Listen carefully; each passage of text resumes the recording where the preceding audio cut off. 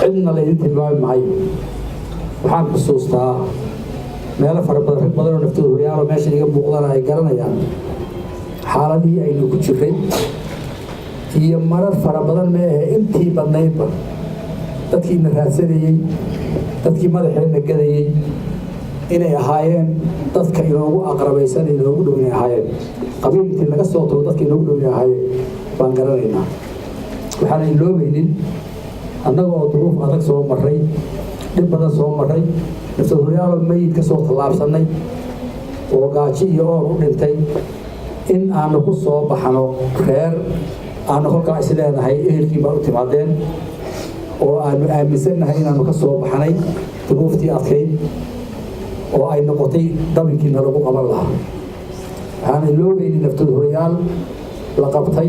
oo reerkaasi uu qabtay ehelka ah oo markii dambe geel isku maray inaan cadowga loo dhiibin weydiistay iyagu inay dilaan markii dambena ay ku dileen meeshaas taas waxaan u soo qaadanayaa shalay toole ninka saa samaynayay ee naftiihuraha waxaa ku samaynayay maanta inuu adiga jeel kula noqdo naftiihurihii kale ee walaalkaa ahaa ee adiga kula dhimanayeyna in uu noqdo muxuu ahaaye cadow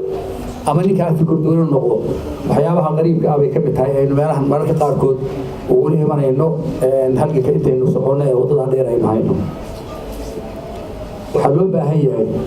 inaynu ogaano shalay markii xabaddu dhacaysay markaynu magaalada joognay inaad aabbaha iyo hooyada ka qariso meesha aad joogto teleefonkaaga aad ka qariso laakiin qof kale oo jeelka ah inaad siiso oo tidhahda halkaasaan joogaa